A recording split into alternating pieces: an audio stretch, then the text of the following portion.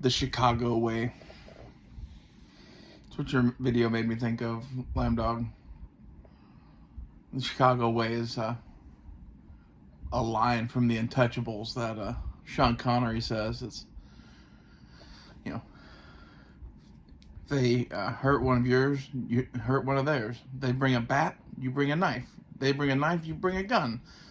They send two of yours to the hospital, you send two of theirs to the morgue. This is the Chicago way. And I think that's the mentality that most people have in politics now. That this is an existential fight for their existence. And I don't know. Sure seems like it to me.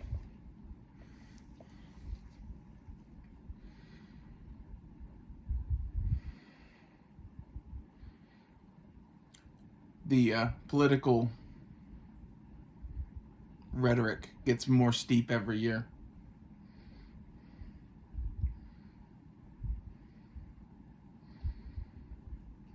And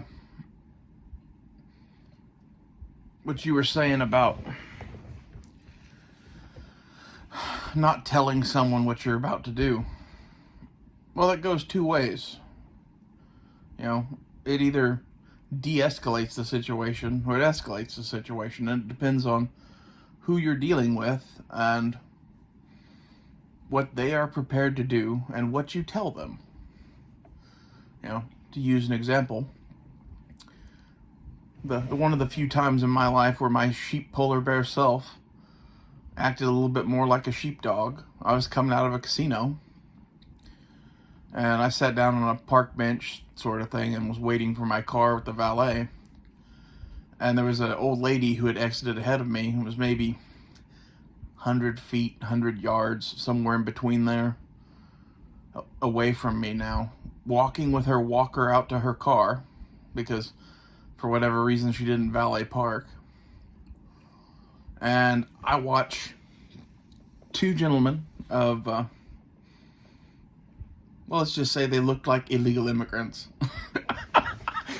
I watched them approach her, and they were far enough away I couldn't hear the whole conversation, but I distinctly heard, "So you gonna give us that money, old lady?" And I was just sitting there like, should I bother with this? Should I not? And the part of me that likes people won on that particular night. And maybe I just have a soft spot for little old ladies. But I got up and I walked over there. And as I was walking over there, I got within about 10 feet or so and said, "Hey, Grandma, sorry I got held up a little bit. Let's get you to your car." "Oh, who are your new friends?" And the look on these people's faces was like I had three heads. And part of that is because I'm a giant and they were midgets because of their illegal immigrant selves. Not that all people from that country to our south are small in nature, but these two in particular were. And the little old lady just kind of turned and looked at me a little bit and hadn't said anything. And we were all standing there looking at each other. And I was like, I heard what you were saying to her. It's been a long time since I scalped a man.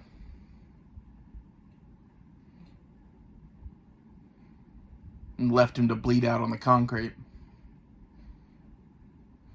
And they looked at me like I had 5 heads. And I was like, if I were you, I think I'd run away now. And they turned and ran like rats. It's one of those situations where if you didn't inform them of what you were about to do, you might have had to actually do it. A little bit of threat goes a long way sometimes.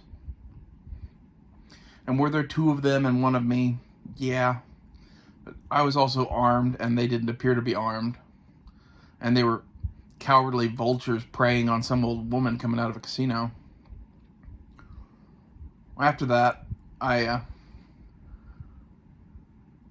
talked to the old lady a bit, and she was like, "Would you really have scalped them?" And I produced a rather large knife and was like, "Yeah." And I put it away. And I was like, "Now let's get you to your car."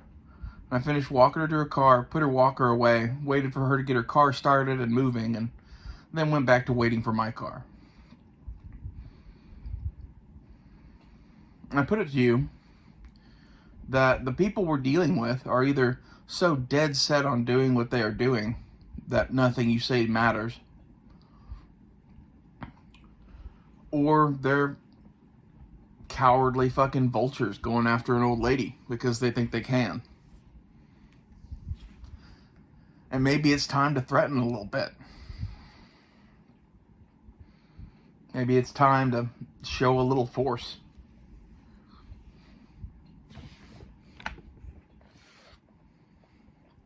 And I think you're dead on about the deep state. No one cares about the gigantic overreach of the powers of the president and the deep state so long as their guy is in charge. And to go to Mitt Romney, is there a big difference between Mitt Romney and Obama? I would say no. And like you could even say, is there a big difference between Kamala Harris and Trump? And I would say, yeah, actually. But he's the best choice we've had in 20 years. When your choices are between the Bushes and the Clintons, or Al Gore and Bush, or John Kerry and Bush, or Obama and John McCain, and Obama and Mitt Romney, who gives a fuck? You know, they're, at the end of the day, they're all race car drivers with different teams on their jackets. Trump is like, I don't know,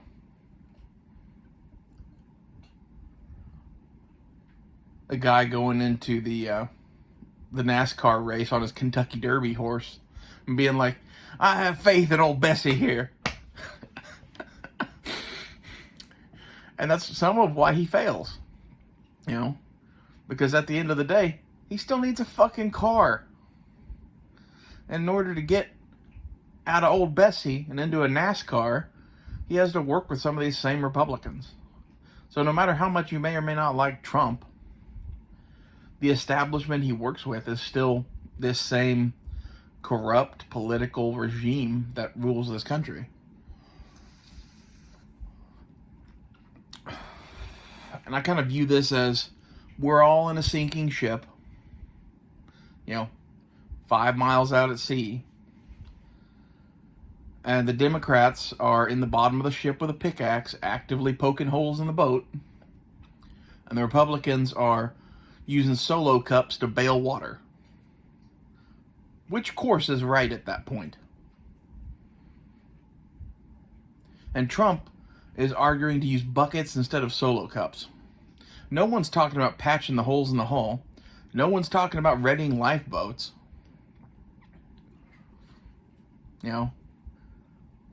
They're all like, this ship cannot sink. And the Democrats, to prove she can't sink, are poking more holes in it. And the Republicans are bailing out water because there's no way the ship is going to sink. We just need to not be wet anymore.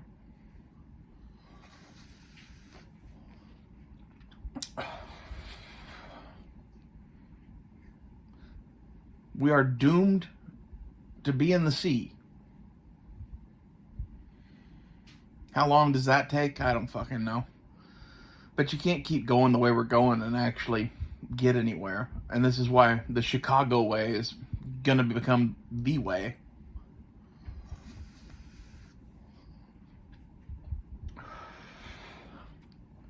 Because after the ship sinks, there's going to be a few lifeboats on deck that float up and some life jackets and shit like that.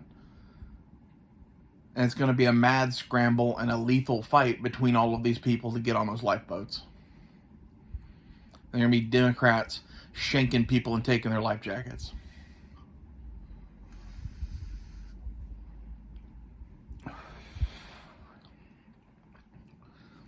And to me, not voting at this point is going up on deck and sitting in the lifeboat waiting for it to sink. Voting for Trump is hoping bailing more water gives us more time before we're in the water. And voting for Kamala Harris is deciding to scuttle the ship. Because there's no future in this shit.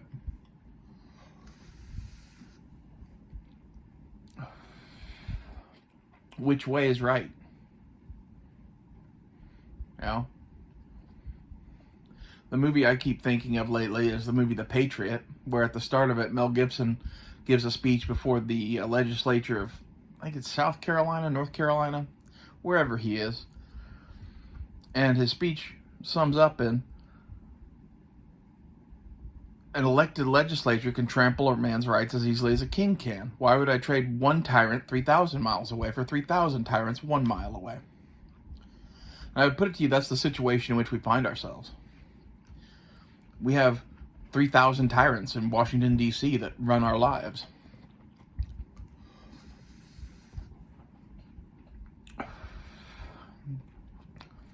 If you're not going to work at that problem, which the president probably could put a decent dent in, maybe patch some holes in the boat, does any of this really matter? If you're going to continue the crony capitalism, the crony politics, and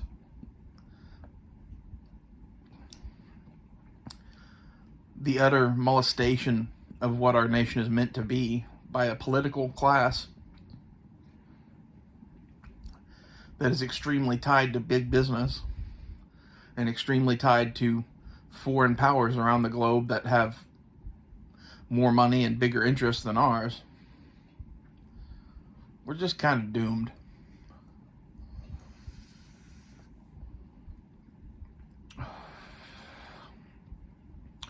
As a result, it may be time for a little bit of the Chicago way. You know, we're going to have to keep them Democrats off our lifeboats.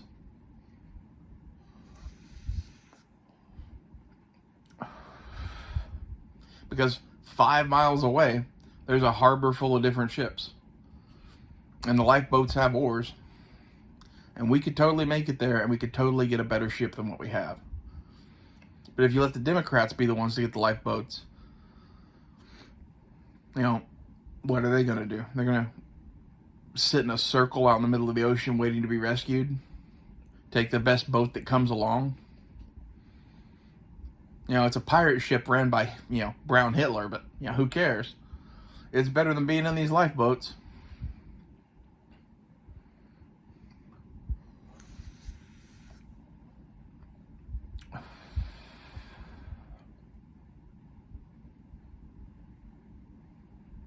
I watched Corey C's video and found it rather offensive, to be honest.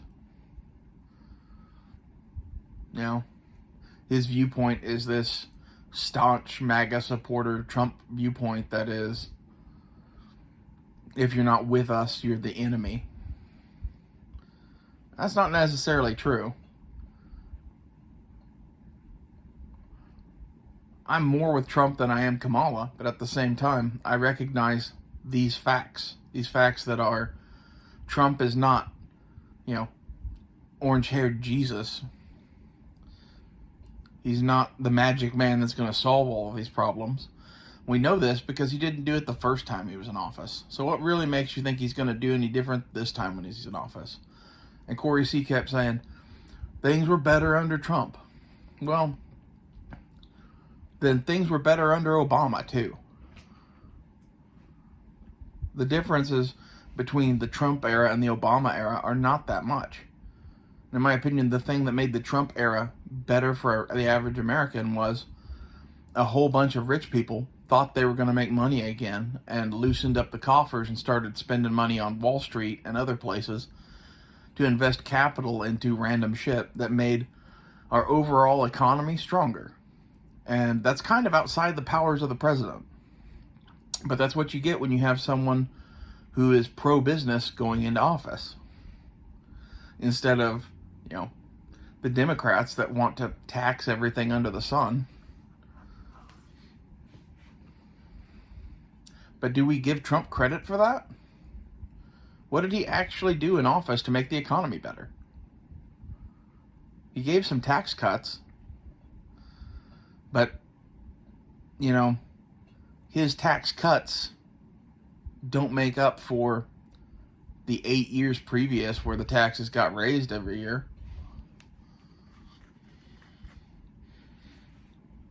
I put it to you that all Trump did with his tax cuts was basically return us to the Bush era in some ways. Is that better than raising taxes? For sure. But at the same time, our national debt is out of control. We spend money on a bunch of useless crap. No one wants to decrease the amount of spending. And yet we need to balance the budget. And not just balance the budget to where we don't spend money. We need to balance the budget to where there's a surplus that pays off this debt and then get some of the dollars out of circulation. These things would actually help us. But no one's ever going to do that. So who cares? I'm sorry, I don't believe in the magical powers of your orange dictator. I don't have Trump derangement syndrome, and I don't hate him, but he didn't do anything about the overrun of executive powers either. He just enjoyed the benefits. I think in a lot of ways, the Democrats abuse that executive power more than the Republicans do. That's true. But when neither side wants to get rid of that power, and it seems like we're on this slow march to empire, I don't know. I think Corey C. is a little bit simplistic and idiotic in his viewpoint.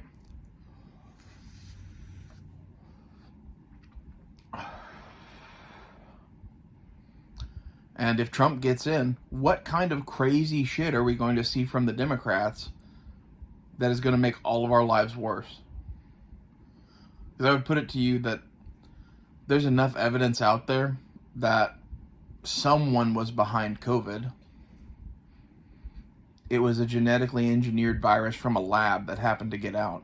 And that lab was run by USAID, which is a CIA front. Did they release that on purpose to damage Trump? And before you go, well, that's a conspiracy and tinfoil hat and whatever. Some of those are just the facts. That the people that ran that lab had these connections, and they knew this virus was not that deadly, and they wanted to bring about certain things. If you really wanted to get Trump out of office, what better to do it with than a badly handled pandemic, which there was no right way to handle it. You put him in an unwinnable situation, and half of the country, or the entire country even, was going, this is the worst shit we've ever seen, and it's all to blame of the orange man at the top, when really he had little to do with it. Like, the things that made their lives worse were the fact that they were run by Democrats. But they don't look at that. They look at who's the president. And when you desperately want to get this man out of this position where he could do damage in the long term to your plans, what are you willing to do at that point? Can we take another crazy Democrat scheme for power? I don't know. Is that a reason to vote for Kamala? Voting out of fear. And, personally, I'd rather see them lose their minds and do some more crazy shit and convince more of the American public that Democrats shouldn't be in charge of anything, which was the lesson to be taken away from coronavirus, but no one learned that. I guess some people did. There was a lot of people that moved the fuck out of California and went to, Texas, Oklahoma, Florida. The same thing with New York. Like, I don't know about where you are, but where I am, we have a lot of new people in our state. We're having to dramatically increase the housing in our downtown area because there's a bunch of people that came here from New York that want to live in the city. And half the reason they came to Tulsa is because there was an area of Tulsa that reminded them of New York City, with big buildings and high-rise apartments, and you could walk to food and just take taxis everywhere and not own a car. But yet we weren't under this crazy Democrat regime that is running their state into the ground. And how long is it until some of these big democratic states are failed states that have to have the federal government come in and intervene, and they're failing because, much like the auto industry back in the day, it's just too big to fail. You know, we can't let California just go under.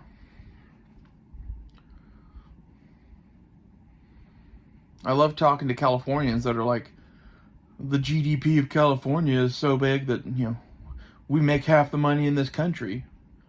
Like, that gives them the excuse to do whatever they want. And it doesn't matter what your GDP is.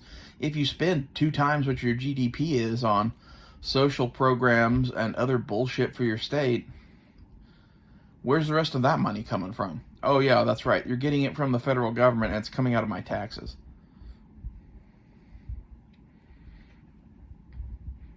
And these are the lunatics that are running shit. California is too big to ever fail because it has the highest GDP in the nation. Bullshit. A large GDP does not insulate you from consequences of your stupid actions.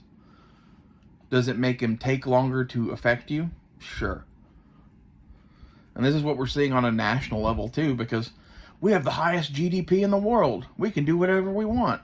We have the world reserve currency. Like, how much fucking around can you do before we don't have the highest GDP in the world and our currency isn't the world reserve currency? I think you're seeing that now with the BRICS nations and Russia, all the shit going on there. There's a lot of people in the world that see us as this sinking ship. They know it, and they're making moves to get disconnected from it. That was the funny thing to me when we cut off Russia from our banking system. That basically ensures that Russia survives no matter what. So I guess they're about to be a global superpower again.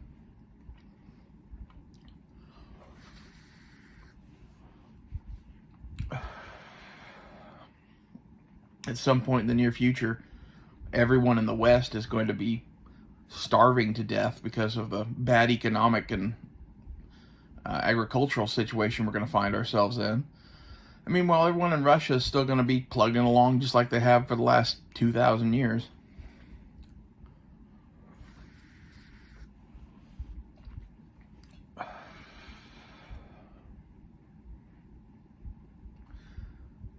I couldn't believe Corey C. was calling you the enemy because you are an undecided voter. I don't know. I have a more complicated view of our situation in the world, I guess, than Corey C. does.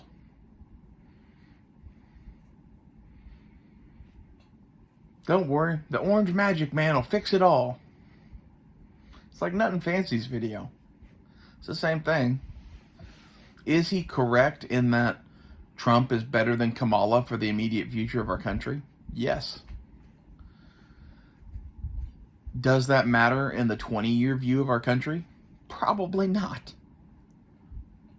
So who cares? Go get your lifeboat ready. Get ready to, be doing the Chicago way over the lifeboats, because as the political rhetoric in this country heats up more and more and more,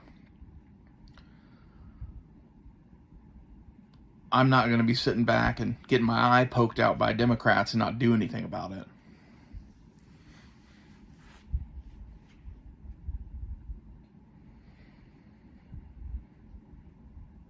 Does an eye for an eye leave the whole world blind? Yeah, but I'm not going to take eyes. I'm going to take heads. And, I think that's pretty much what you said in your video. Is that no one's going to sit back and be like, I'm just going to take your eye because you took my eye. It's going to be, kill or be killed at that point. You just tried to blind me, bitch.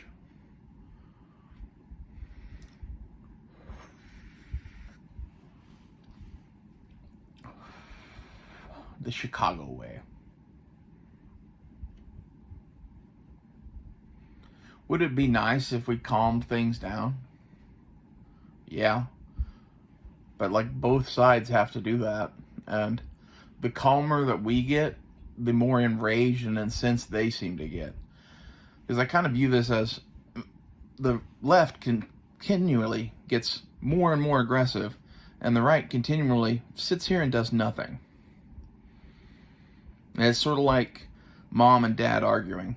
Dad could end it in 5 seconds if he wanted to. But he doesn't like to beat women. So he's just letting her rage and beat his chest with her little fists. You know, take shots at their president. Burn their cities. You know, because if you fight back, she might call the cops and you end up in jail for spouse abuse, even though there was 3 hours of her trying to kill you with a knife that preceded you slapping her once.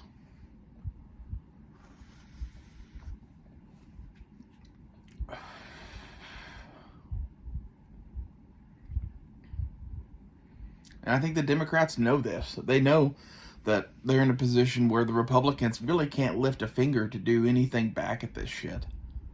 All they can do is sit back and watch and wait. And they're just foaming at the mouth for one, Republican to do something out of turn. And like January 6th. How much do they talk about how bad January 6th was and parade some cops that supposedly have PTSD over the shit on the news, and like 28 cops lost their lives that day because one had to shoot a woman and 28 of them committed suicide because of it, or whatever it is. Like they always say some shit like that. They act like the Trump supporters that rushed the Capitol had machine guns and machine gunned down 28 cops when they were perfectly fine and untouched, but had so much severe trauma over it that they just couldn't take life anymore. I'm sorry. I really don't care. Those are some soft-ass cops.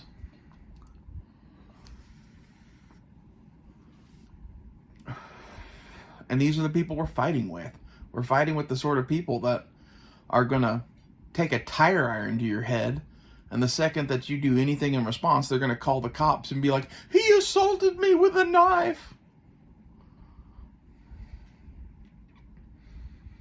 And the cops are such now that they're all run by the DOJ, which is controlled by the deep state, the Democrats, and they're going to arrest the person who was brandishing the knife, and not the person who was beating that person in the head with a tire iron. And you can see this on the macro level with January 6th, or on the micro level with just basic self-defense in this country. Now you better watch out who you leave alive these days, because of all the victim mentality. All of a sudden the person who was trying to rob you, who assaulted you, is a poor innocent little, person of color and transgender queer, and they didn't know any better, and this red hat wearing MAGA supporter assaulted them with a gun by simply brandishing it. They caused undue harm and distress to, this poor minority. And they're going to portray that in front of a fucking jury, and the jury's going to be made up of who? Is it going to be people like you? Probably not. Through jury selection, they're going to pick a jury that's 75% whatever that person you assaulted was. Of course, by assaulted, I mean had the dare to draw a gun when someone's trying to beat you to death with a tire iron.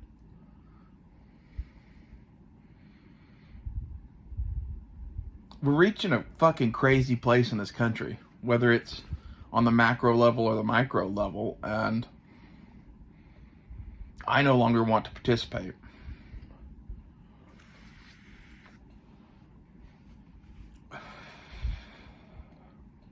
I'm just going to sit back and watch the show. And if that makes me an enemy of Corey C. and nothing fancy, well, cool, I guess. I'll see you all fuckers when we get lined up against a wall and shot by the Democrats, because that's where we're headed.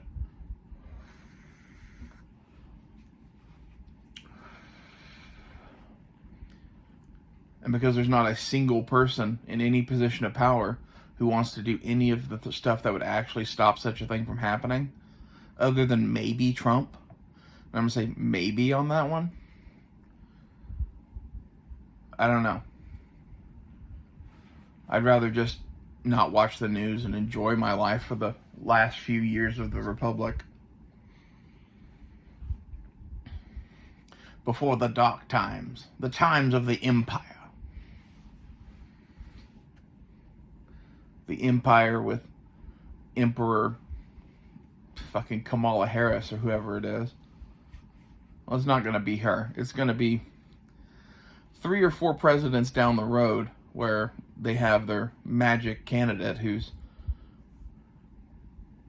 someone who they don't really control probably, and decides to take all this executive power that they've given them and be like, thanks, now I'm just going to do whatever I want to do. And the first thing he's going to do is eliminate everyone who got him there. But that's a story for a different day. I'll see you guys later.